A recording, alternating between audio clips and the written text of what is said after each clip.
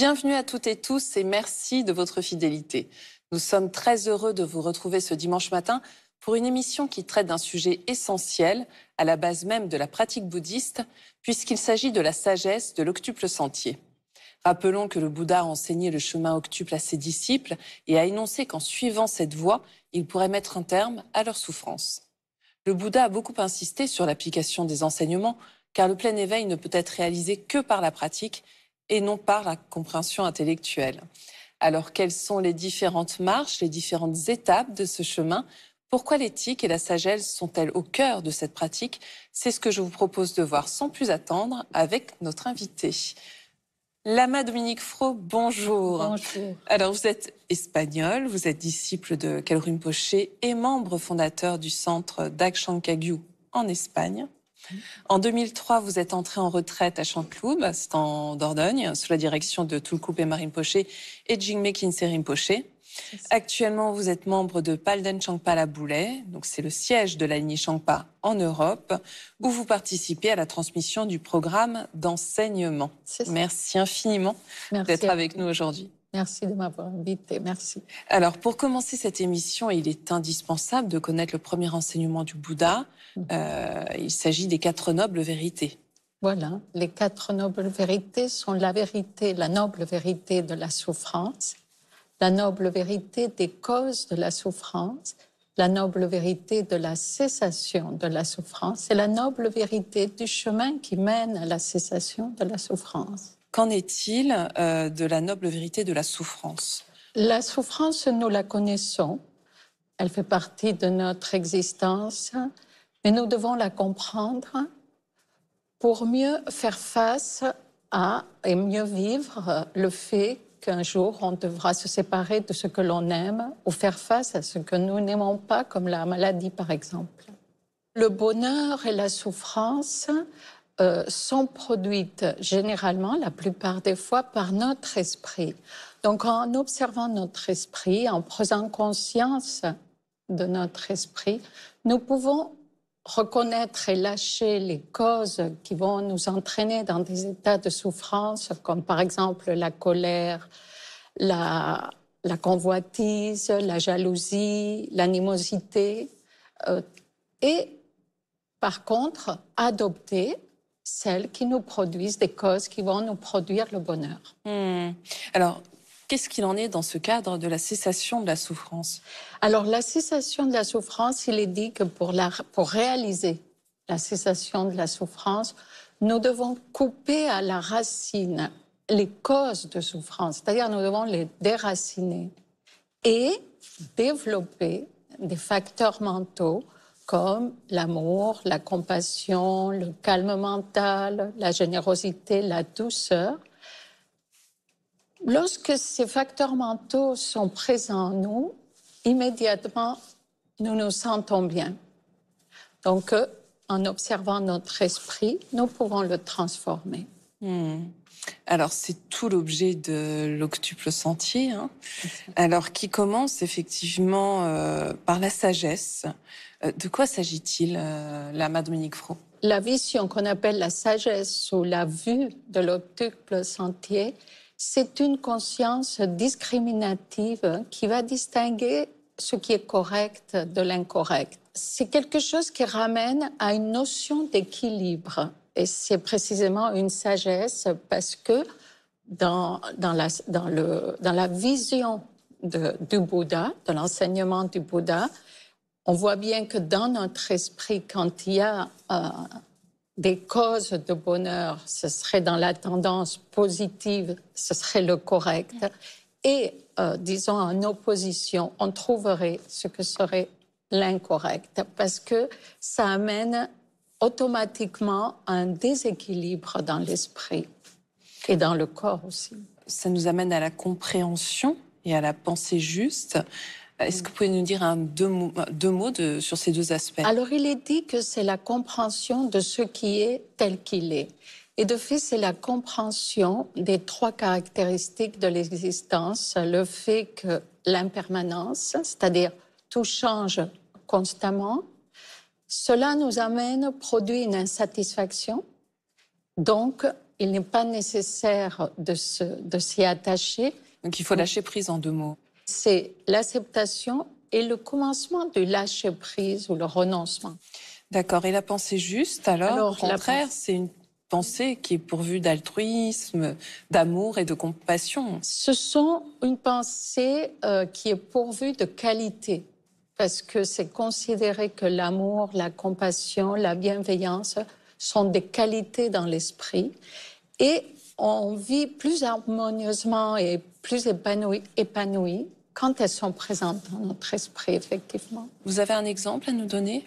Quand on fait le bien de quelqu'un, par exemple, la première personne qui se sent bien, c'est soi-même.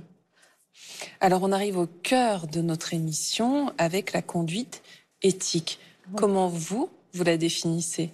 Alors, pour moi, c'est la vue, la sagesse en action. La conduite éthique, c'est une conduite, mais qui est reliée à l'action. Donc, elle implique...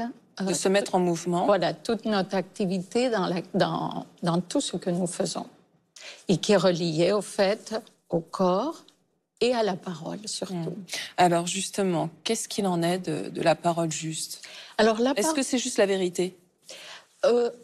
C'est plus que ça, dans le sens que, oui, c'est une parole véridique, bienveillante, mais qui cherche du sens et qui soit utile aussi.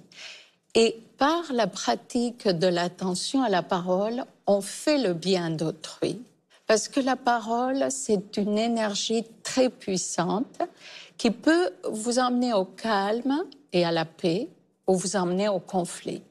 Donc, de là, cette pratique d'attention consciente. Oui, mais c'est pas toujours évident, cette parole juste, parce qu'effectivement, on parlait de vérité, de bienveillance. En même temps, il faut qu'elle soit constructive.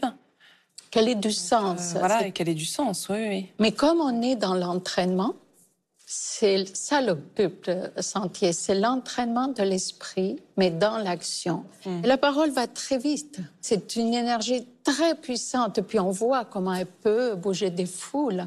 Ouais. Donc c'est pour ça que je disais qu'en prenant par la pratique d'être attentif à ce qu'on dit, on va faire le bien d'autrui. Oui, donc en fait, c'est faire un petit pas de côté d'une certaine manière. Exactement, c'est l'entraînement, basiquement c'est l'esprit, c'est l'entraînement de l'esprit. On en revient toujours à l'esprit. Oui. Alors, l'action juste, donc c'est la conduite éthique toujours. Oui. Et alors, le moyen de subsistance juste, qu'est-ce que ça peut revêtir comme signification? C'est simple, c'est dans le sens qu'on s'abstient d'un métier qui serait nuisible à autrui, inclut les animaux. Et en peu de mots, ce serait gagner sa vie de façon honnête. D'accord. Alors, dans ce honnête, il y a la notion de l'autre, tout le temps. Mais oui, c'est le dénominateur commun de tout ce qu'on retrouve. La pensée du Bouddha, c'est tout le temps la conscience de l'autre. Et dans ce sens, voilà, ne pas nuire à autrui. Ça rejoint la conduite mentale, d'une certaine manière? C'est-à-dire que la conduite mentale, je dirais que c'est l'application de cette vision de la sagesse, mais là, on travaille dans l'esprit, basiquement. Et c'est-à-dire que la première, c'est l'effort juste, non? Alors, l'effort juste, c'est vraiment une volonté énergétique de favoriser, de développer et voire épanouir des pensées saines. Alors, c'est tout un entraînement. Oui, c'est la question que j'allais vous poser parce que, d'une certaine manière, ça reviendrait à contrôler, entre guillemets, nos pensées pour développer celles qui sont plutôt saines et positives, comme vous dites. Et bénéfiques. Mais comment et contrer celles qui sont malsaines. Oui. Je vous donne un exemple. C'est une tendance qu'on a beaucoup d'entre des humains. C'est-à-dire que, par exemple, vous avez un collègue qui a une promotion. Et si vous attendiez la promotion, au moment où on vous donne la nouvelle, forcément, vous vous posez la question, et pourquoi lui, pas moi? Dans l'entraînement de la pensée, d'effort juste, au moment où on se rend compte par l'attention de notre pratique, parce que bien sûr on fait une pratique quotidienne, on essaye de mettre en place petit à petit cette attention, au moment où on se rend compte, automatiquement on va remplacer la pensée par une pensée positive, comme par exemple, je me réjouis qu'il soit content, je me réjouis du bonheur d'autrui. Ça, c'est l'entraînement de l'esprit. Ça, c'est l'entraînement dans l'effort juste. Notamment à travers la méditation, on peut le dire. Exactement, c'est-à-dire que pour avoir une attention à ce que l'on dit, à ce que l'on fait, l'esprit, c'est presque celui qui commande. Donc, à la base, on a besoin de cet entraînement de la méditation, c'est sûr. L'attention surtout. Oui, puisqu'on a l'attention juste et la concentration juste. Exactement. Alors, est-ce qu'on peut dire que c'est une forme de méditation un petit peu plus intense Tout à fait, c'est-à-dire que c'est progressif, dans le sens que l'attention juste, de fait, c'est la vigilance. Il y a la volonté, mais il faut qu'il y ait une vigilance. Donc, c'est un entraînement et c'est une vigilance qui commence par le corps. On commence à prêter attention à son corps dans la pratique avec l'esprit. Après, on va vers les sensations. On est conscient des sensations, qu'elles soient agréables, désagréables. On en est conscient dans la pratique. Progressivement, c'est les pensées. On fait attention aux pensées. Et puis, après, c'est la conscience ouverte de tout ce qui nous entoure. Et donc, dans ce sens, progressivement, on commence à avoir une connaissance de soi et on se connaît mieux et puis on peut progressivement se maîtriser. Donc, c'est le premier stade, de fait, de la méditation consciente. Alors, concrètement, on pourrait se demander quels sont les bénéfices, entre guillemets, de l'application de l'octuple noble sentier dans notre vie quotidienne.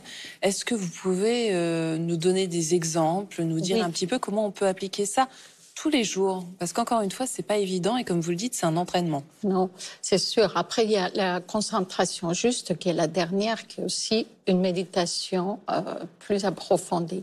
Donc, concrètement, dans le quotidien, vous gagnez en sérénité, en calme, vous avez moins de conflits, vous pouvez apporter une présence attentionnée déjà dans votre vie familiale, dans votre relation professionnelle.